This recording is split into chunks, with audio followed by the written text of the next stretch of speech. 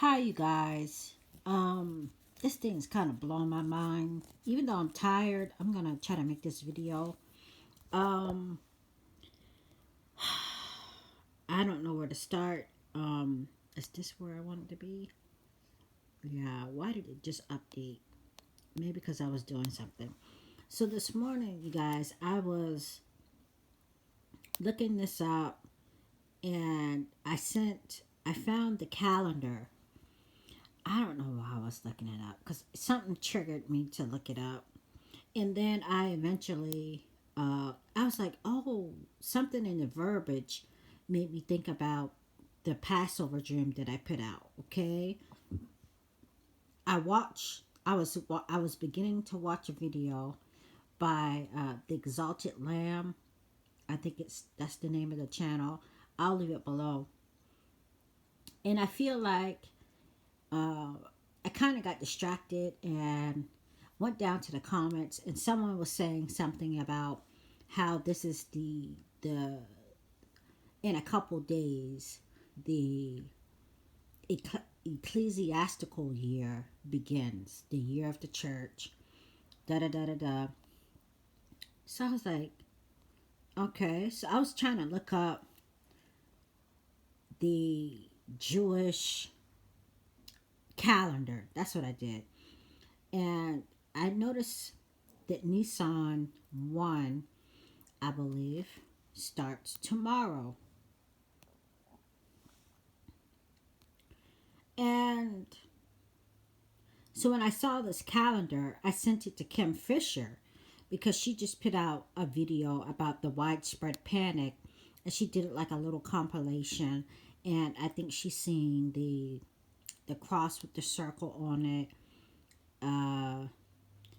I was actually thinking the cross with the circle on it was on this day, but it was actually, she put the 27th in that video.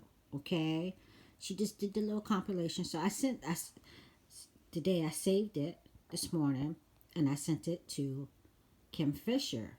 So I'm thinking, okay, Nisan, and something triggered me. I think Aviv, the month of Naviv. Um, anyway, it was talking about Exodus, and you guys, I just did a Passover, and I was like, oh, I just read that in Exodus, but it was in Exodus 12. I think it was, this will be the first month of the year to you, but it was in Exodus 12. Okay, like I don't want to go back there right now. So it just made me think about all the stuff. I sent the calendar to Kim, and I never got to explain to her why I was sending it to her, because my deacon called me. I had a virtual meeting. I had my mama called me. Everybody called me. Okay, so since 8 o'clock this morning, I've just been on the phone, guys. So I look all this up and like, oh, Nisan is coming up, and I went back to the scriptures of Exodus and trying to put together um the correlation, not only for mine. Well, I sent Kim hers, but I couldn't figure out mine, and I was going through the scriptures and all that stuff. So anyway, the month on the Hebrew calendar is when the barley has reached or passed this stage is called Aviv, or the month of Aviv, the seventh of the Jewish civil year and the first of the biblical ecclesiastical year. Okay, this made me think also um, about the exit sign that says the Church of da da da da da in that dream that I had, you guys. Okay, I hit the roadblock where they had the cones and the white van, and I had to turn around, make a U-turn, and get off. And I thought maybe that sign said 23, but I couldn't remember. But it said um, in the dream Kim Fisher.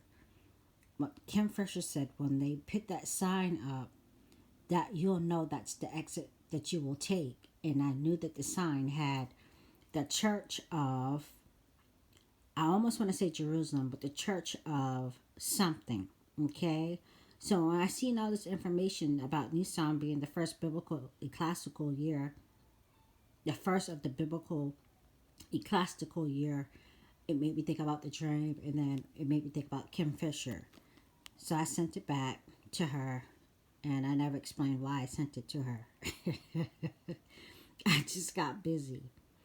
Also, I had a dream, you guys, last night, and I couldn't figure it out for the life of me. So hang in there, I'm going somewhere. I had a dream last night, and it felt like it was, I was getting something like the Father, the Son. It wasn't the Father, Son, the Holy Spirit, but it was like love, joy, and peace. Whatever it was, because it was delightful. Whatever it was delightful. I remember, but I couldn't remember the words exactly. And I asked the Lord, I said, what are those words that you try to tell me in the dream? Because I can't remember them, verbatim. But all I remember is that he was talking about, I felt like it represented the Trinity to me. Okay? Whatever it was, I almost want to say 100% sure it wasn't the Father, Son, and Holy Spirit, but it was some other form of Trinity. And since I couldn't remember the words, I just remembered when I woke up that it was a good dream. I know that. But then it was just a form of Trinity. That's all. That's the first thought that came to my mind. So I'm watching. I finally get a chance to go back to watch this video. This is Whacadoodle Samoan, and he is talking about the prologue of Esther. Now, in a dream that I put out, I was saying how this young guy who read the prologue of Esther reminded me of the guy in the dream, but his name was Peter. Okay, I hope you guys watched that video. I don't want to get into all that. So somebody had a question, and I was like, oh, well, he, sometimes you guys, it was like, well, I thought that the guy was reading, I thought he said, I'm going to be reading from the book of Esther. He told his dream, he's like, I'm going to read from the prologue of Esther, but I thought he said the book of Esther. Okay? And then he starts to preaching about how we need to be ready for the Lord, so on and so forth. So I told her, I said, you know what, I'm going to go back and look for it. Because I could have sworn, I said, because I have pretext in my Bible. I said, I have pretext in my Bible, I said, but I'm going to go back and look for it. So I had Googled it, and someone told me to Google it, the prologue of Esther. And I Googled it, and I found it on Bible Gateway. Not really looking, not really paying attention to, not really paying attention to it. But I just told her, I found it on Bible Gateway, and I pasted the link. This is it. It is on Bible Gateway. But, of course, I looked at my prologue. But, in Whacadoodle Samoan, he's reading from a Catholic revision. And also, this is the New American Bible. But there's no prologue.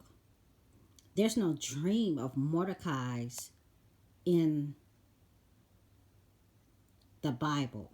Okay? This prologue is supposed to be of, let's see. There's a chapter that's not in the Bible. Okay, so this is extra biblical. Okay? And he talks about that being extra biblical in the video. You guys, I've done videos on the apocryphal and the pseudepigraphal books, so I really don't um, condone them. I really don't. But so I'm holding my breath through this video because it's interesting information as he's reading through Mordecai's dream, and he says when he gets to this point, he's like, "This is like the false Trinity, basically." And when he says that, I'm reminded of my dream that I had last night. And then he also goes down to say, having seen this dream and what God intended to do, Mordecai awoke. He kept it in mind and tried in every way until night to understand its meaning. Well, that's what I did. I couldn't understand it. I'm like, Lord, tell me what it is the exact words that you gave me in the dream. All I understood was that it was a trinity. It was a good thing. It was like a peace, love, and joy type thing. Like a whatever it was a good trinity. But in this here, when he says trinity, he's talking about he says the beast, the dragon, and the false prophet. And I'm not clear how he got that out of here, but I think he might be referring to not only what he read, but he said he was also kind of piggybacking off of Mr. Christian's video. So anyway, I'm holding my breath because I'm like, and then finally he gets to a, he gets to a part in here where the exact language is found in Zephaniah 1. Okay? And he reads it, and I'm like, okay, I'll look at Zephaniah 1. And then when he's reading Zephaniah 1, I said, hold up, this looks kind of familiar to me. There's something that he said in here that sounds familiar to me. And I'll leave this video below, you guys. I think it may be in their good shall become is something in here that he said. I said, oh, wow. So he's showing the comparison between the scripture found in Zephaniah 1 verse 14 through, and then he's making, back to the apocryphal book. Okay, you guys? So something he says in there reminds me, and as you can see, I just want to go back and see what my prologue for Esther said. Says nothing, one of those chapters from that prologue doesn't exist, okay? It's like it's extra biblical, okay? It's extra biblical. Like, I think it's like I don't know. It's just, it doesn't have any more chapters in that particular, it doesn't have any more verses in that particular chapter, and that's where the extra biblical text comes in from. Okay, you guys? So I said something in Zephaniah sounds like what I've been telling y'all I've been wanting to make. Lamentations 4. That was the fourth part of the dream, you guys. That was the fourth part of the dream I haven't put out. And I said yesterday I don't want to do it because it's Lamentations. Okay. I had a dream about what I believe is found in the third and the fourth chapter. So I'll come back and do that. Okay. But there was some language in Zephaniah that I believe pointed me back to this beginning chapter. How has the gold become dim? How is the most fine gold changed? The stones of the sanctuary are poured out on the top of every street. The precious sons of Zion comparable to fine gold. How are they esteemed as earthen pitchers? The work of the hands of the potter. I have started looking through the commentary on this and all that stuff to really get a breakdown of what this chapter is talking about. But look at this, you guys, and I'll end this video. Again, The author of this book, possibly Jeremiah. I just revisited my Jeremiah 51 of angelic visitation, okay? Jeremiah, the weeping prophet, was lamenting. It doesn't say that, but that's who he is. Was lamenting the tragic destruction of Jerusalem by the Babylonian armies. You guys, I just made a connection between Babylon and the Babylonian ties of Israel and the United States, okay? In my last video, I think. And in a variety of ways, he explained that Jerusalem's fall was God's punishment for sin. He prayed that God would still show mercy to his people in their ruined city. The author used an acrostic technique extensively. Christians read the book of Lamentations not only as an expression of the horror of the ancient people, but also as an assurance that horrible disasters in life do not cancel out the promise of God to redeem his people. To redeem his people. Aren't we looking forward to the day of redemption? Aren't we looking forward for the rapture? We know God's wrath is coming on this earth, but we're not subject to it.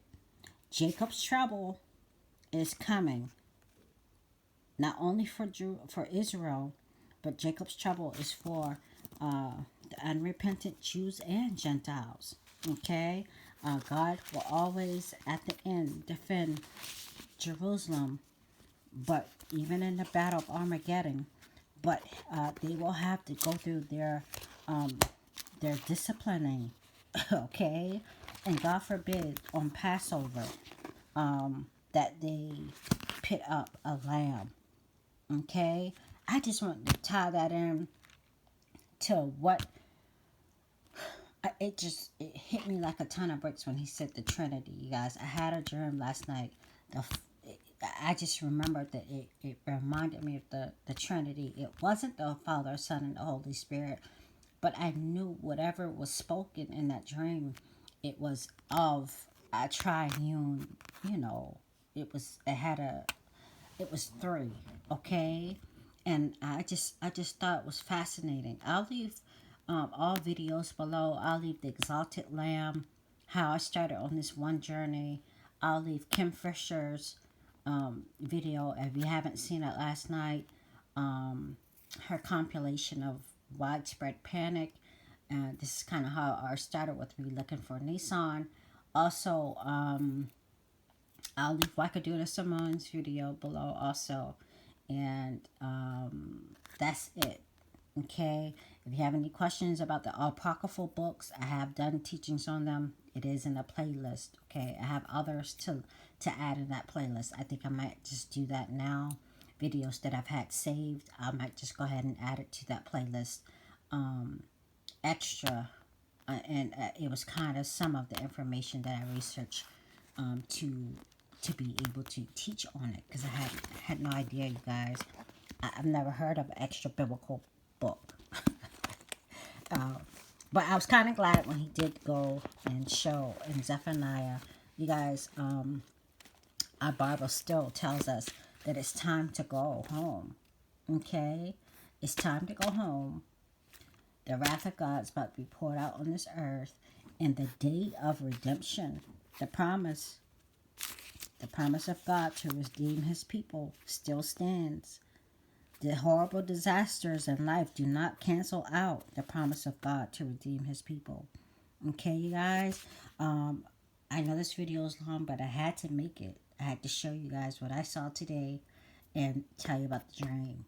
I was happy in that dream. In these very sad current times that we live in. Okay? It's time to go home, you guys. So much more I want to do and talk about. But maybe later on. Okay, you guys?